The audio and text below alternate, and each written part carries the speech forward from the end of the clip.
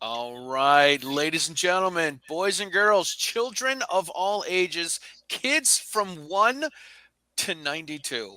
What is happening? It is Charlie and Matt back. It's been a few weeks since we've gotten together like this, and tonight we are getting together with Amanda Suffecool and Rick Ector, who are both candidates for the NRA Board of Directors. And more importantly than that, they are good friends of ours, despite what Rick will say about me.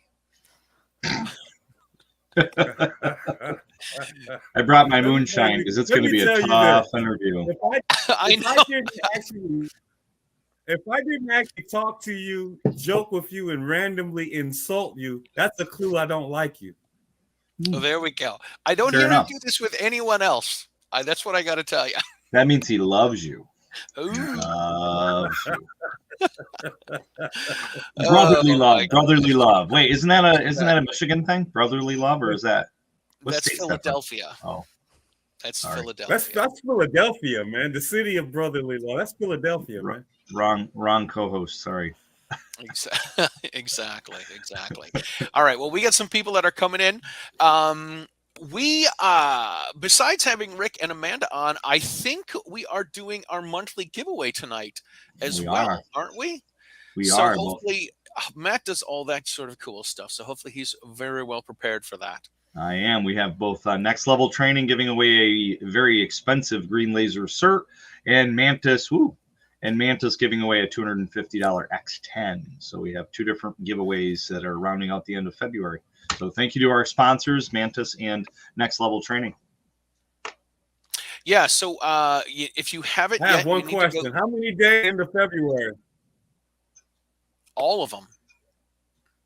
Huh? How many days in February? All of them. How many days until the end of February? It's today. Today's the end of February, right?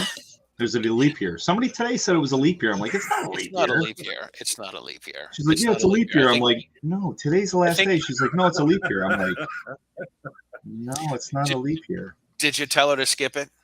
Well, it was at the bank. Today is the last day of February. Yeah. It is. Yes, it is. Did you ask her if she bought her calendar at Harbor Freight? Oh. Right. I think the old joke is how many months have 28 days? I think that's what the old dad joke is, right? Oh yeah. All of them. And the joke of yes, the all answer of is them. All of them. Absolutely.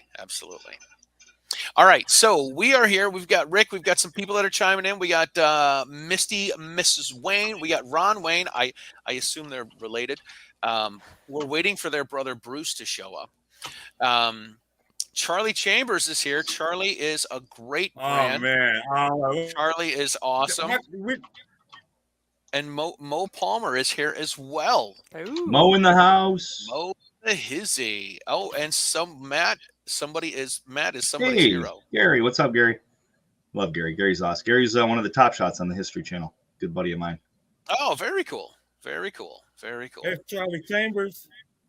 Charlie Chambers is back from North Carolina. Charlie Chambers, man, he gets around. Hey, he knows everybody. Lots of those Charlies get around. This is okay.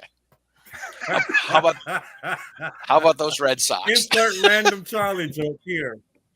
Right, exactly. We're following the show notes.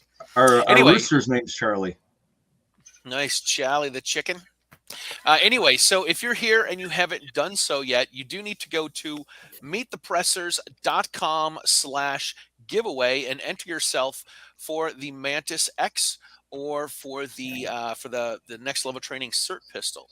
And so I'm about ready to hit the banner up right about now. Look at that. There we are. Oh, here we are. Look at this. The Waynes have been married for 24 years. God bless you guys. That's great. I assume that's to each other. All right, and Charlie Sierra from North Carolina, go Blue Devils.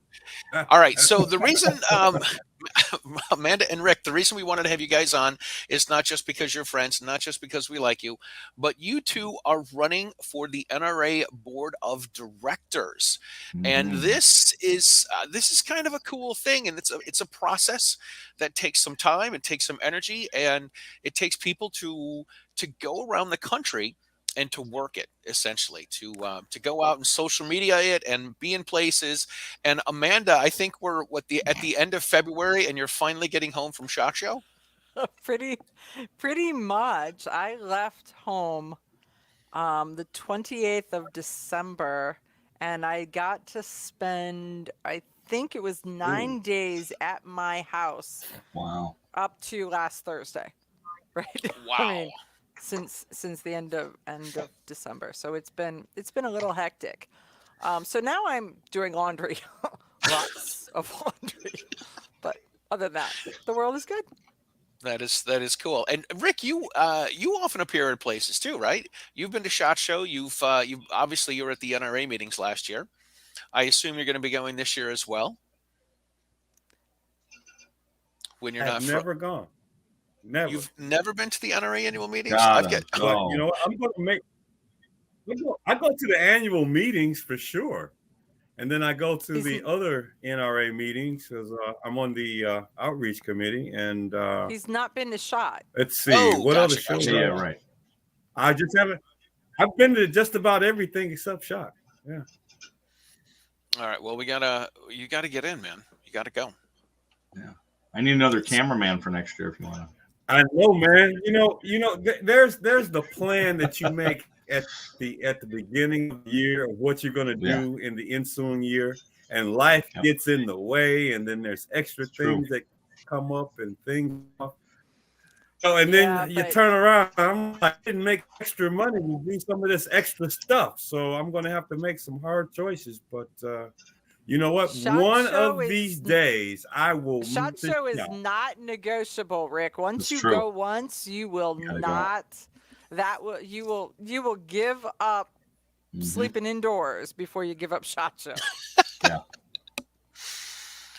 Yeah. I mean, I've done things like go to the state of Florida in like the apex of winter and like sleep outdoors. With like the Superman thermal suit on in a tent, freezing in those sub-Floridian temperatures, man, and went camping there. So, you know what? I'm game for anything. I went to that a few years ago. It was I think it was in 2019 when I went for the first time, and I slept in a tent. And the first night, I put on every article of clothing that I had. And then the second night, I swear, I put on everything that I owned, and I still froze my butt off. And on the second night, I ended up putting a heating lamp, one of those space heaters. That's what I'm looking for. I put a space heater in the room, and in the tent, which of course is not what you're supposed to do. So not usually. Yeah, usually not. Amanda's I was worried she disappeared. My first year, I was so naive. I'm thinking Las Vegas, it's out by California. I'm going to be great, and I didn't wear enough clothes for a media day at the range. I was freezing. Yeah. Did you see the video that Rob and I filmed out on the range this year? I don't think so. You don't even have to watch. You don't even have to listen to it. You just have to watch the fact that his beard whipped me sideways. I mean, it was. Oh yeah, I did see that. Yeah, it was. Yeah. Oh, and you know what? I'm thinking of the one I seen where Trampus's beard was smacking one of his employees in the face. But still, beards were flying out there. The winds were rough. It was. The beards were absolutely flying. All right, so Charlie Chambers here says that Rick needs to go to SHOT. And Charlie, of course, voted for both for Rick and for Amanda for the NRA, which is cool. Nice. And then Guns and Barbecue here actually asks us, what's the giveaway word? Guns and Barbecue asks, what's the giveaway word? And the giveaway is anything will work. is kind of what the giveaway is. Or NRA, like it says on the screen. Oh, there it says for NRA. There we are. I know what I put something up about this a couple weeks ago. Somebody's like, "What's the password?" Or what's the phrase that pays? And I'm like, it doesn't really matter. Charlie's easy in there, right? It's easier for me to sort by a code. So if I have something in there that I know that we're telling people to use, or if somebody doesn't put anything like just an X or something, then it's usually spam. So gotcha. NRA, if you will, please. That would be nice. And then we can track which show got the sign. See, he's so smart this way. All right, so let's get into it here. So what makes someone decide that they want to run for the NRA Board of Directors? Rick made me. No. Who you want to take Go ahead, that first? Go ahead. You run with it, and I'll take it first. Okay. You know, just following personal journey and foray into this whole thing about firearm rights and firearms ownership. You know, I was robbed at gunpoint in my own driveway, and I just followed this path of learning about guns.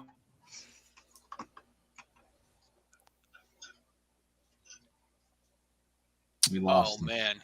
Yep. It was so good. Okay. It was. All right, Amanda. Politics. Take it over. Here, go across Rick's back. and visit. Hey, I'm Rick, back. How long was I gone? a long time. We missed you at robbed at gunpoint in my drive, and that was about it. Because we're all like, okay, yeah, that's where we'll pick up, right? Robbed in my driveway, man. The eye-opening experience for me, and I really wanted to immerse myself in all things gun. Bought me a pistol, got a concealed pistol license. Started learning everything I could about guns, and I'm a firearms instructor, chief range safety officer. Then became a training counselor, and then I got into gun rights activism. There were places around that the police did open carry guns, and I was in the open carry movement here, and it's happening in other places across the country. And I discovered Ken Blanchard's website, Black Man with the Gun.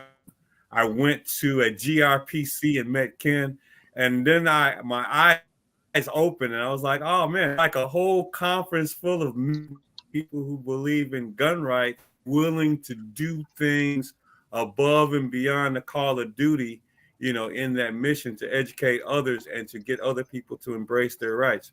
Even so much they're anti, maybe they'll have an epiphany like I did and one day change their mind. But, you know, I do this event here locally in Detroit where I offer a lot of women on how to operate a firearm and shoot and discharge it roughly 20 times. Last, we've been getting better than 1,000. Of course, we a high water mark a few years ago, 2020, when we had almost 2,000 people in just one single weekend, one gun. And of course, we've expanded to a 2-day deal with 2 gun ranges per day. And I was invited to be part of the NRA's outreach committee. This is my 4th year being on the outreach committee, and I was approached as to had given any consideration to be on the board, and I was invited to go through the process. There's a questionnaire, and you submit all your information, and they take it to a committee that's convened for that purpose to evaluate candidates, and that board determined they want to endorse. And lo and behold, I was endorsed by the NRA's selection committee to be a candidate for the NRA Board of Directors. And I consider it a great opportunity, and I hope that people after they have heard my background, that they know that I'm in it to win it, that I'm a devout, true blue fan of gun rights. And, you know, the quickest way, I think, to know what people do in the future is to value done in the past. And I've been pushing gun rights for almost 20 years now, and I'm going to continue to do that if I'm trusted with the votes to be elected to the NRA Board of Directors. And there's 5, was it 5 open seats that are no? What's the number? 25. 25. Wow. Okay. And Is do it we know? Go ahead. 25 seats or 25 people? Oh, you're right. It's 25 seats, right? It's the math always gets me. I'm So not the math okay, teacher. so let me tell you how that works for folks, because it seems it's a big board. It really is a big board. 90 And something, right? so there's 76 76. members. 76. So every year, 1/3 of them rolls off, and that covers 75. And then the 76th member goes around, talks to everybody at the annual meeting, is elected at the annual meeting, and is elected for 1 year. And so with the premise that if he's an incumbent, she, that they'll stand a better chance of being able to run the following year. So that's it. So the board is really made up of 76 members. And so that's one of the battles that people have, is that, well, the board is huge. But when you really look at the makeup of the board, there is probably 1/3 of them that are the true committee member workhorses. There are some that are on the board because of what they know and who they know and their contacts. And there are some that are on there because they are money-making machines that can support the Second Amendment. And in a day, I mean, Tom Selleck was on the board. In a day, he can raise $5 million. You know, Rick nor I in our lifetime could not raise $5 million, you know? So there's kind of like 3 different paths that the board members kind of fulfill. Though you don't really say, hey, dude, I've nominated you because you're the cash cow that's going to bring money. But it really is that money is part of what makes it go round, because things like the Bruin decision needs to be funded. You know, it costs $1 million to get a court case to the Supreme Court level. So all of that is happening. And so this group has been nominated. And as Rick said, he made it through the nominating committee and the nominating process. There's 2 ways to get onto the ballot. One is to do it by petition. And in order to do it by petition, after the annual meeting and before like October, somewhere in there, you have to go and get a certain percentage of however many people voted last year. You need a certain percentage of that. And so it's like 1,000 signatures of life members and or 5-year plus members. But nobody tells you who they are or where they are. And the big shows are over. So SHOT Show isn't then. NRA isn't then, right? So you're in there trying to find these people that are kind of hidden in the grass, in the tall grass, if you will. So running by petition is really hard, because you don't know where you find those people. And people will sign a petition and then they're not valid signatures. And so you're counting that you've got those signatures and you don't. So a lot of people will both try to do by petition and submit their information to the nominating committee. And so that's, I have submitted my paperwork to the nominating committee a couple of years in a row, was not selected. This year I was selected, and I had mentally made a decision that I was going to go by petition next year if I hadn't been picked. Because I worked full time until April of this year, and then I retired from my day job as an aerospace engineer. And so it's really funny because both Rick and I are engineering. We've got that technical engineering, problem solving, analytical background, which I think when people ask me who did I endorse Rick. I endorse me and I endorse Rick. But because I think that that's where, when you look at where the NRA right now is, they're under attack. And they're under attack. New York, you know, Letitia James said that she was going to take the NRA down. She was going to tear it down as part of her campaign promise. So when you look, there are all of these things that are being said, and some are true and some are not true. And you know, there's a PR campaign that's happening that is trying to take the largest pro-gun organization out of the picture. And somebody's got to be there make tough decisions and to be involved and to catch it as it works its way through this. And that's the reason why I wanted to run. I don't think a lot of people realize that the NRA was founded in New York State, my state, in 1871. I mean, it's been around that long. I think the only pro-gun organization that's older than the NRA, if I'm not mistaken, is New York State Rifle and Pistol Association, which is who brought the Bruin case to, the Supreme Court. With NRA funding, because they couldn't have done it on their own, right? So the second thing, and it took 7 years. A lot of people don't realize that either. It took 7 years. The wheels of justice moved ever so slowly, and it was the right timing because of the makeup of the Supreme Court now. And then you see these floodgates of lawsuits now. I mean, they're going to hear 5 cases. The district court's going to hear 5 cases next month. Did you hear that since Bruin came out in June of 2022? Yep. And since then, the last number I heard was that it has been cited in 280 court cases since its decision. 280. The impact of it is huge. That's unbelievable. That's more than one a day. Well, you look at that. Then you said 7 years for Bruin. It took 13 years for Heller to go through the courts. And then it took 2 years for McDonald after the Heller decision. So there's some of this stuff takes a long time, a real long time. Yeah. And so we're fighting though. I spent last week, I don't even know what day it is, but I think it was last week, Monday and Tuesday, in Tallahassee, Florida, testifying for their it's not really constitutional carry because they don't have open carry to it, but it's permitless carry.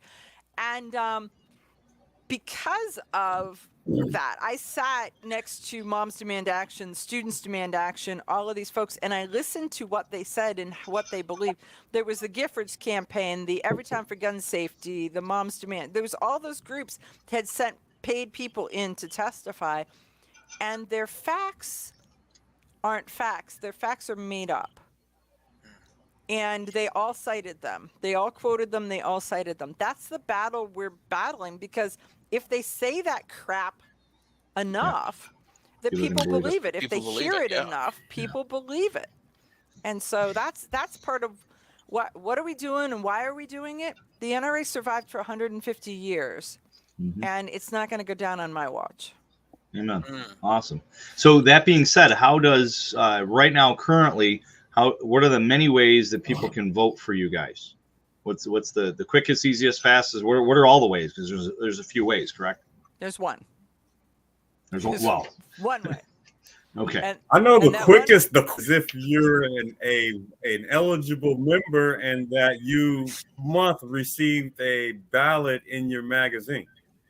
And from information that I got when I called the hotline number, is that if you don't receive the physical magazine, one physically mailed to you. And if there's a question as to whether you're voting, call the main NRA number and they'll direct you to the proper phone number, proper extension, and you'll get an answer as to whether you're due.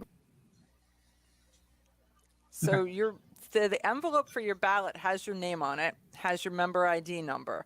So when in you got a February magazine that said you're a voting member, and this magazine contains your ballot, and it was the centerfold of the magazine. And as Rick said, that if you do not get the magazine, you get it electronically, then they'll have mailed you one. And that's the only way. You have to be a life member or a 5-year continuous member for the 5 previous years to be a voting member of the NRA. And you have to be a full dues paying member. So if you have joined in that auxiliary membership, the $10 a year one, you do not get to be a voting member. Gotcha. So look for your magazine. Look for your February magazine. And when does that have to be in by? When does that have to be mailed or postmarked by? It has to arrive in Virginia by I think it goes to Virginia. I don't know. I stuck it in its envelope. By midnight on March 26th. All right, March 26th. Okay. Arrive, right, so not postmarked. it's got to be there. They're not the Board of Election. Well, No you ex- know, you- and if you it's have to- Arizona, they take 2-3 weeks after Right, that. yeah. Right. No, They almost figured out who won the Super Bowl. right. Just saying. Cool. Good info. Very, very cool. So, Rick, talk to us some more. Amanda's great at talking. I said she's great at talking. Well, I mean, one thing that we, and she's an excellent communicator. I'll definitely say that. One thing that we have experienced here in Michigan is that we are in the pro-gun community are fighting off some reckoning that the anti-gun people are trying to shove down our throats.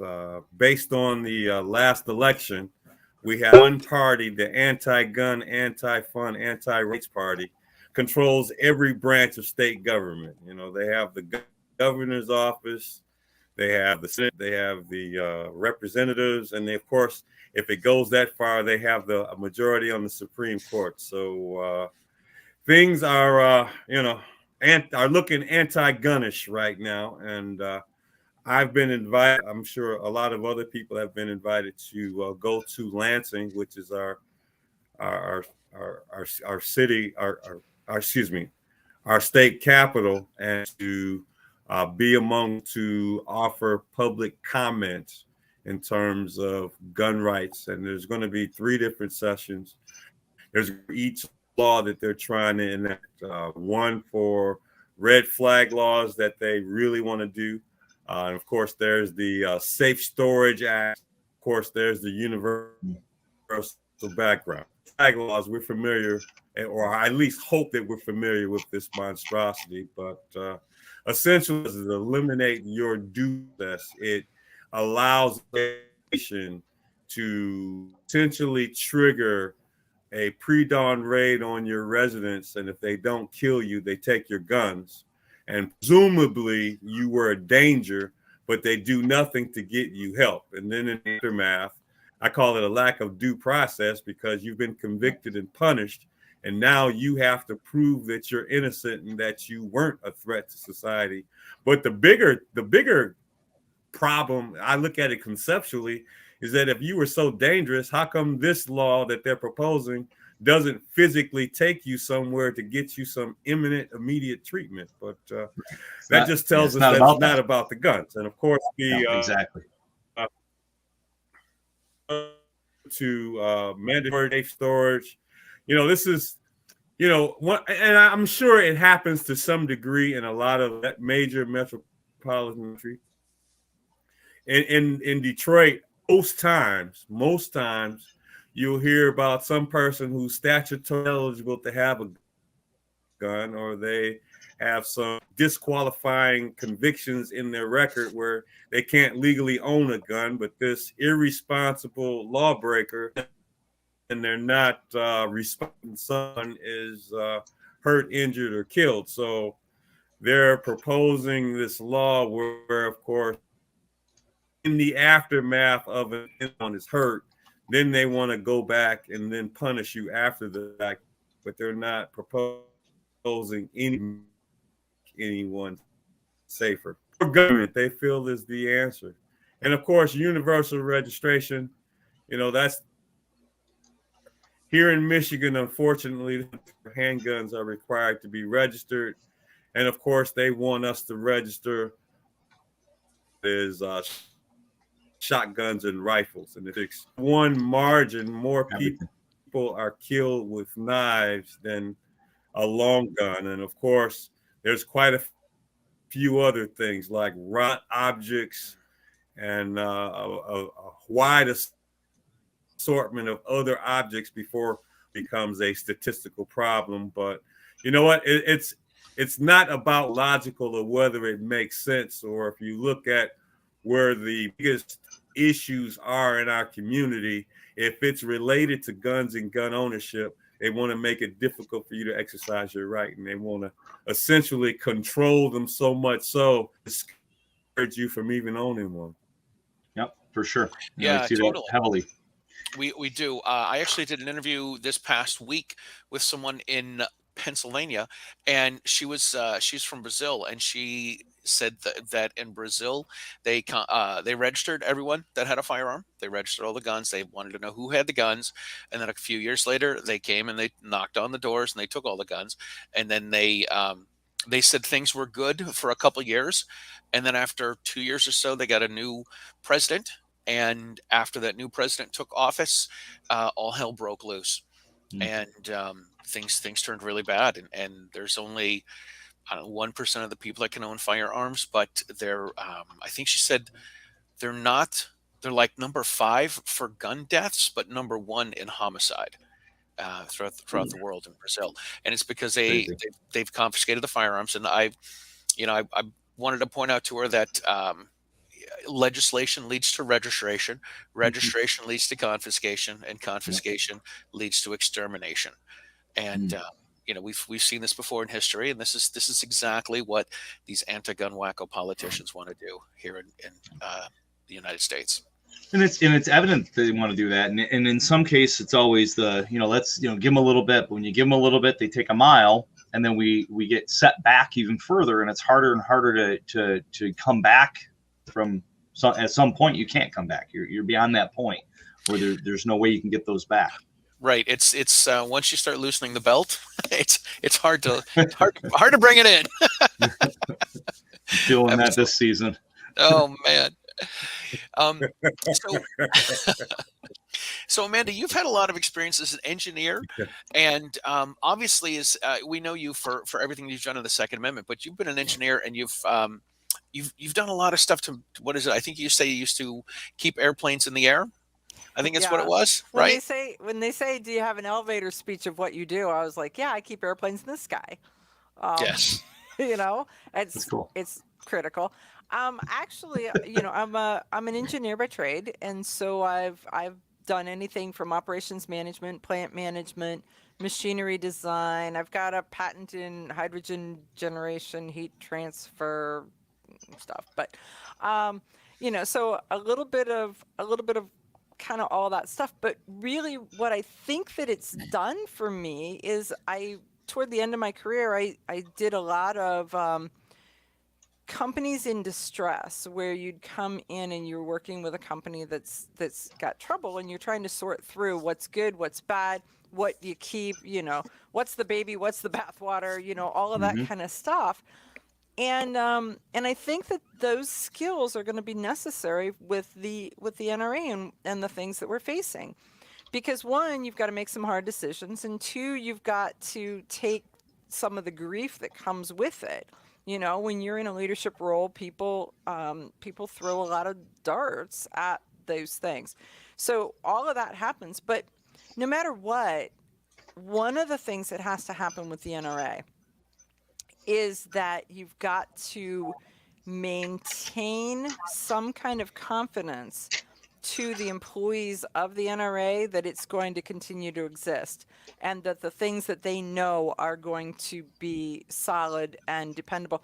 Because it doesn't matter what organization you've got, these people are employees so that they don't go to work because they love going to work. They go to work so that they can feed their families, live indoor, buy a car, pay for their house, whatever those things are. And so when you get to a company that's in turmoil, the good employees will look at it and say, I can't take a chance. I'm not going to risk my kid's college fund. I'm not going to risk my family's future on a company that I may not have a job next week. And so you lose the really good people. And then you're left with those who are not motivated or aren't going to go look, so what happens is the cream of the crop just skins out if you're not careful in the management of change. And so change management is an art unto itself, and that's going to be something that really is going to be board dependent, because I really think that New York is going to they're going to make some mandates, they're going to make some statements, they're going to make something happen, and then there's some hard decisions that are going to have to be made. And so that's where I think that it's kind of the time this is now a good time for my life's work to have culminated with my engineering stuff, my problem solving stuff, and my advocacy all together for this run. Gotcha. All right, I want to get a couple questions from some of the folks here. Woods has some questions. I think we already kind of got this from Rick, but who was the first 2A activist who inspired each of you? Rick, you want to take it first? Activist? Yeah, that inspired me? Yes. I would say it was Mr. Kid Black Man with a Gun Blanchard. I used to, I used to think about at Russian, or how would I find my to activism. I knew I wanted to protect the Second Amendment. I knew I wanted to get it's sort of filling out a process going to manifest itself in your life, right? And so I was doing some searches trying to figure out who is out there like me mulling over how they're going to make their contribution that makes sense with what they've been doing. So I literally typed in Black Man with a Gun, and I got Ken Blanchard's website, man. I devoured just about could on his website. And then I went to my PC, because lo and behold, on his website, he was saying he was going to be there, and that he basically said that a lot of things that said, hey, it's going to be a bunch of people in the gun.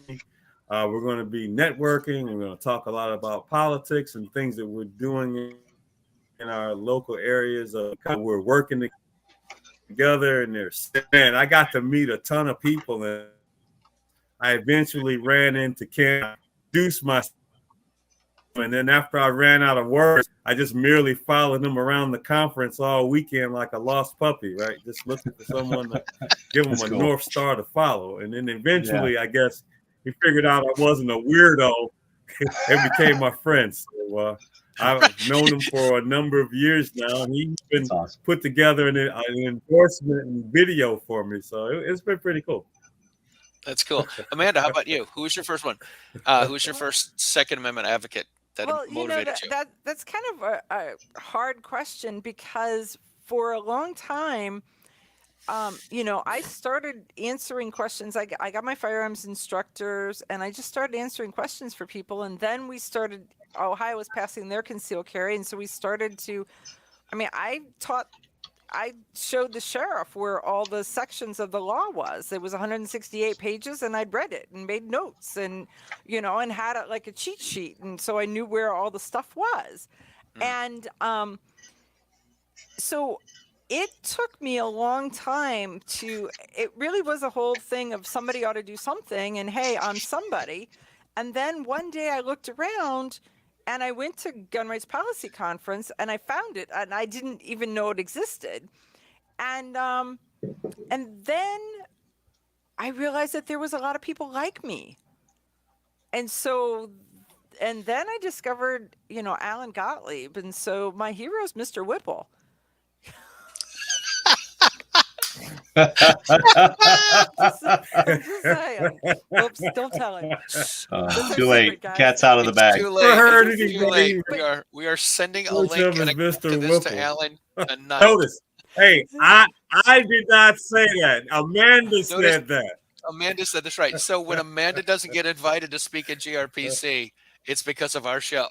There you go. So what year did we go? What year was Tampa GRPC? 2017? That was 2016. 2016. Okay, so I had been doing a radio show for 6 years talking about guns before I discovered Gun Rights Policy Conference. I'd been going to the NRA stuff for forever, since the 80s. But I didn't know that that second level, the podcasting and the communication stuff, I didn't know it existed, and so when I found it, well, you can tell them the story of how you and I met the second time, Charlie. I want to say first, I had to read this carefully because it says, I guess she's squeezing the Charmin. I thought it said the chairman for a second there. Oh, put your glasses on. Put your I glasses know, right? I do need the cheaters. Yeah, so I met Amanda at the Gun Rights Policy Conference in 2016, and she and another gal and I went out for lunch during the lunchtime awards because we didn't know there were lunchtime awards. We went to a restaurant. It was a Chinese place called the Sa-Ri-One. Yeah.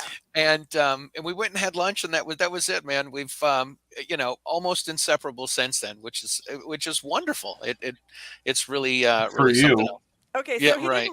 didn't offer up the other part, which was The other part where I was on your radio show a year and a half before, and you did, and you Oh, said I you wanted to remember have me that. back, but you never I had me remember that. back. I Yeah, didn't okay. remember. That's Yeah. funny. Mm-hmm. That's So we okay. got another question on here. Let me get my mouse cursor over here. There we go. So, what is your first goal if elected? We'll start with you, Rick. For be elected, well, I would say, look, first goal is actually finding out how exactly everything works and makes everything sense. that we're doing, and exactly how I can make a contribution. You know, I went to the last meeting. It was there was a board meeting, but of course I'm not on the board, but I'm on a committee. So we had a committee meeting. And then and there's a bunch of other committees that are there. And while you're there, it's always good to learn more about the organization by being in on a bunch of meetings. So, of course, there was a board. I guess it wasn't billed as a board meeting. It was billed a meeting to address something, and someone was going to speak to it. But then shortly after everyone took up residence in the room, okay, we got something to talk about, and we're going into closed session. And for those of you who don't know what closed session means, if I remember, then there was one other person I was with, and they were waiting for us to leave, but they didn't say, "Hey, you two." And so it wasn't until it dawned on them that they were like telling us discreetly to scram and beat it and get out. And so then we left, and then they went to talk about what they needed to discuss. And I'm sure loved it, but you know, it's great to go to the meetings, but when they go executive session and you're not executive, then you have to get up. You got to leave. For sure. Amanda? So for me, one of the things that I understand is that once you're on the board, then you get to go to this orientation, and then they say, which committees would you like to be on? And you may or may not get them. And so I've been spending a lot of time kind of thinking about which committees would I like to be on, and where is a good start. And so the ones that I would very much like to be on, at least right now, is because I think I've got some input as I'm learning in the publications, so the magazines, the podcasts, the TV shows, all of that kind of stuff, and how the NRA gets the word out and how they have a public face. Yeah. And that would be one committee. And the other one is, frankly, the darn membership, because every time you talk to anybody, they're like, the NRA never tells me when my membership is due. They call me all the time. And in some cases, I've run into people who have 2 or 3 memberships going simultaneously because it didn't get tacked on. It's a hot mess. Mm-hmm. And so I think that there's probably ways that I mean, even though the NRA hounds you, I don't believe it's all the NRA. I think it's a fundraising company.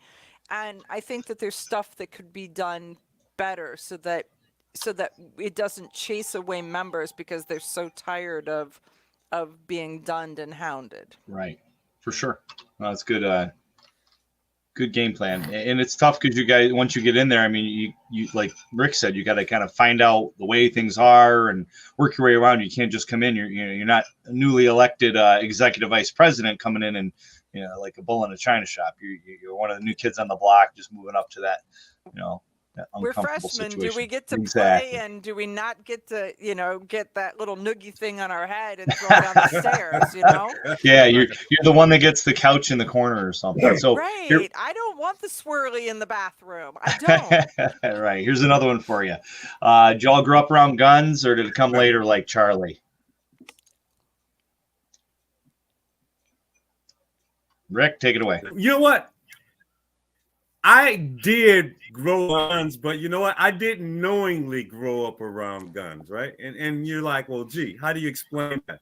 Well, my mother, unbeknownst to me, growing up as a kid, maturing and aging, there was guns in the house, but I didn't know about it. But she knew about it. But You're right. I didn't see this gun until I bought my first gun, of course, after I got robbed. But I've made up a lot of ground after those two bad guys shoved one in my driveway. But for sure, think of my arc, man. Crime victim to potentially being on the board of the NRA. I mean, I made up a lot of ground in a relatively short period of time. Nice. Absolutely. So David here kind of points out what Amanda was saying. He says he joined for 3 years. The next year he got a notice that his membership was expiring. So he renewed for another 4 years, only to find out he now had 6 years. Yeah, exactly. Yeah. So Right. this Facebook user says they grew up around guns. He's been around guns his whole life. What about the topic, education, training? Nope, I'm all good. Yeah, there's a lot of people are that way as well, where they've grown up shooting and don't want to do any don't want to get more education, which is okay Right. too. Yeah. Somebody had a question I want to go back to. Let me finish. Oh yes, Yeah. I'm sorry. Amanda's got to finish. Ah! Get So, it, Amanda. So my grandfather was a trap shooter, and he shot trap on the circuit, so from Ohio to Florida and back. And so some of my earliest memories were we'd go over there and I would get to reload shotgun shells, and we would fight to see who got to sit on the bench and pull the lever. And this was early enough that it was before plastic wads were actually commercially available. And if you bought shells, you could get plastic wads in the shells. So my grandfather would give each one of the kids a pillowcase, and we'd go to the range and pick up wads and then go home and wash them in the wash machine and then sort them on the table in the basement. And so there was that. My mother taught hunter safety, and my father was a collector. And by the time when he passed away, he had the most complete collection of Ruger 357s in the world. 37 of exactly the same gun with every different manufacturing variation. So from 1955 to 1973, all the bridge tops and flat tops, the 3-screwed Rugers, the first center fires that Ruger had, that was what he had.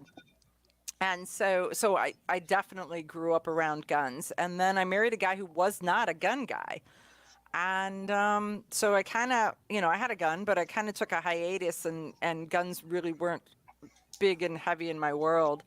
And then I had a shift in career at one point and went back and got my firearms instructor's license, and I've been a perpetual student ever since. I try to go to 1 or 2 different training schools every year somewhere, because every instructor is going to teach me something slightly different. Well, speaking of that, I'll be up in Michigan in March teaching a UTM instructor course. Rick, if you're interested in hanging out, stopping by. You know what? I wish that you were up in Michigan like the weekend, the last Saturday, Sunday of July. I vaguely remember having a conversation with you last. Yep. Hey, it's on the calendar for this year. So we have two more questions, and I'd like to try to get them both in before the end of the show. So if you guys could hit it quick with your response. This one I think is a good one. What's the difference between a 2A advocate and a 2A activist? He puts you guys in the latter. What's your take on that? Rick? Between an advocate and an activist. I'm not really a Second Amendment advocate. You know what? I'll take a stab at it. Currently, I would say advocate. I do that role in the sense that things that are currently accepted and expected in training as a firearms instructor and as a 2A speaker and make media appearances talking about why we should continue to have and bear. Was a time years ago here where the thing called open carry, but didn't generally know about it. And it was highly discouraged by urban police agencies like our local police department here in Detroit. And I was part of a group, and I'm actually still affiliated with them, but there's a gun rights group that promotes open carry. And we used to do a lot of open carry events, and we would do, I know I did my share of sponsoring gun buybacks, right? We try to buy the guns from the people as they were trying to turn them in, and we'd offer them more. Like maybe they were offering like five loaves of bread or something for like a working gun, and you know, we'd show up and say, hey, here's cash, you know, what would you rather have? And you know, they didn't really like it, but that was legal, but it was sort of pushing the envelope locally in the Metro Detroit area. And, you know, obviously the police didn't really like it. And of course, that put me in the role, I believe, if I understand the question, more an activist than an advocate. Okay, fair enough. Amanda? So I think an advocate is somebody who says, I've got guns, I believe in guns, I'm training others and, you know, sharing that with my family and those kind of things. A 2A activist is somebody, as Rick said, is out doing public speaking and testimonies and encouraging others and encouraging that growth in that area and hones that skill so that they can educate and communicate and do that. So in the last couple of weeks and next week, I'm actually testifying in Ohio for their second SAPA, so Second Amendment preservation. So to keep the let's say if the ATF comes to Ohio, they got to bring their own. They've got to bring their own folks. They can't borrow ours. You know, that kind of a thing. So that's the activist, is getting activity, getting involved and communicating that way. Good. I like that. Yeah. I mean, I think that that's what more of us need to do, right? I mean, in everything. I mean, I try to do the hunter ed stuff. I was interested to hear that your mother was a hunter education instructor, Amanda. That's cool. That was kind of my way to give back in that aspect, but actually getting out there, doing speeches and trying to get other people to vote, and then taking that next level, that next step, you know, going and meeting with politicians, pushing them to know the law and know about guns so that they don't make stupid, erroneous laws is definitely a very important thing. And that next level that all of us in the gun industry definitely need to do to keep our rights. So we did have a, go ahead. You know, as I'm sitting here listening to the conversation, I'm trying to figure out if the big women shoot that I do every year, would that be more of an advocate or an activist? So good. You know what? Good question. I pulled up the definitions, and the definition of an advocate is a person who publicly supports and recommends a particular case, a clause, or policy. And an activist is a person who campaigns to bring about political or social change. So I would say the closely intertwined in some sense. Yeah, I think so. I think the answer to that is, Rick, you're the activist and you're trying to bring up 2,000 advocates. And so the advocates are your students, and you are, and you're the activist. I like that. All right. Well, I don't know if this is a question you wanted to pull up, Matt, but it's the one I wanted to. What piece of information would you give to an aspiring 2A activist? Rick, take it away. Well, I'll jump on that one first. I would think that just looking from my own personal experiences that I alluded to earlier, find your path. You know, I mean, we all can't do the same thing, and probably some of us can do some things that are similarly, or maybe draw upon and pull in terms of what other people are doing. But I know when I wanted to be more active, I had to really find my voice and find, you know, where I fit into this. You know, we're all individuals and we're going to have different backgrounds and different activities and different strengths. It's just a matter of figuring out where you fit in and where you can make the biggest difference. And I'll tell you, by going to some of the pro gun events that we have every year, like GRPC or NRA annual meeting, I think one of the greater things out of it is that you meet other misfits like you, and you see what they're doing, and they can help you figure out how you can best use your voice and your skill set to advance the overall cause of responsible firearm ownership. Love it. Cool. Amanda, how about you? Well, I would say that, as Rick said, go to Gun Rights Policy Conference, go to NRA, go to those things, look for the people that you admire, and then ask their opinion and listen to it. When you ask for their opinion, they are telling you how you can be better. They're going to give you a hand up, not a hand out.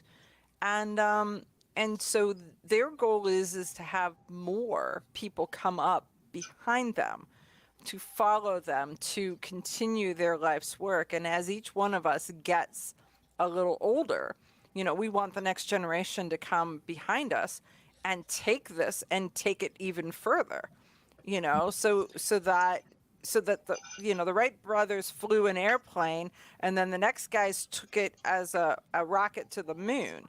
You know, that everybody builds on the last guy, and these people will all tell you and show you and help.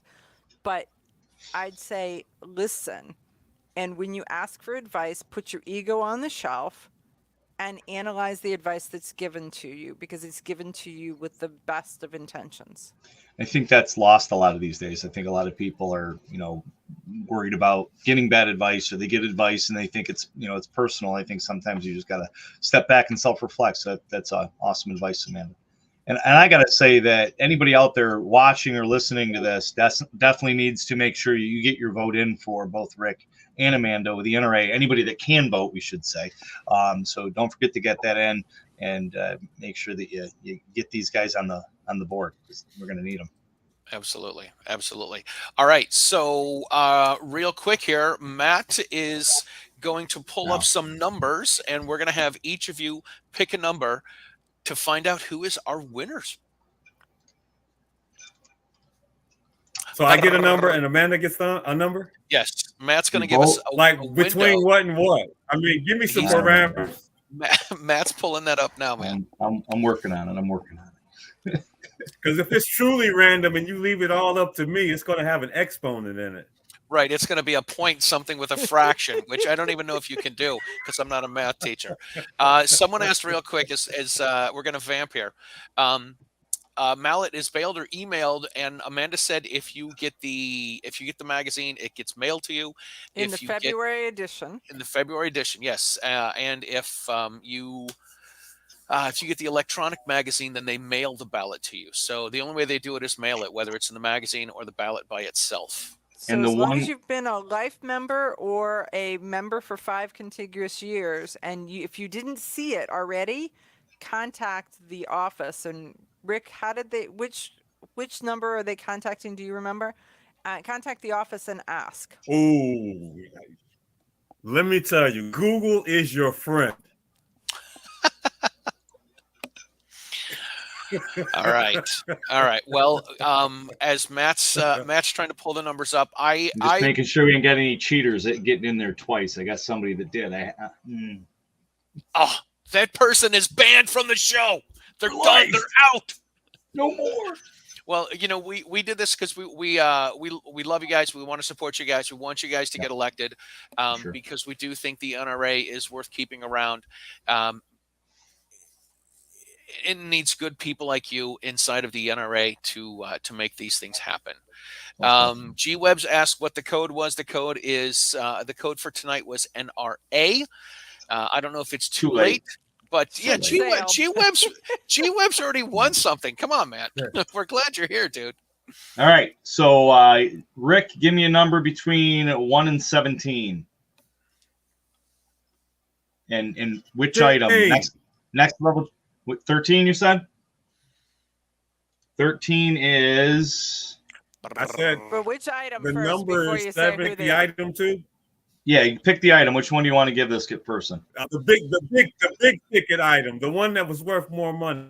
What was that? The CERT pistol. The CERT green laser pistol goes to Okay, EJ. they want a CERT pistol. Boger, Bognear,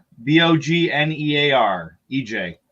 All right, EJ, congratulations. EJ got the CERT. Let me make a note so I don't forget, because old and all that stuff. So CERT. All right, and Amanda, same thing. 1 to 17. You can't pick 13. Okay, let's just back down by Or time. Let's go 17. to number 3. Number 3. Number three. Uno, dos, tres. Daniel Velt, VELDT. Daniel, you won the Mantis X10 valued at $250. Once again, All thanks right. to both Next Level Training and Mantis for all the great giveaway items. They've been sponsors of everything I've been doing and jumped on to help out here. Entered twice. Oh, yeah. So he is the one that entered twice. I deleted both of them. I'm kidding. Oh, you deleted the winning one. Cool. All right. Well, thanks so much for having me. I appreciate it. Thank you guys for being on. Thank you guys for taking the time. And I'm looking forward to being with you guys in Indiana when you guys get elected to the board and celebrating. Woo-hoo. And I'll be there. I'll be there the whole time. You know what?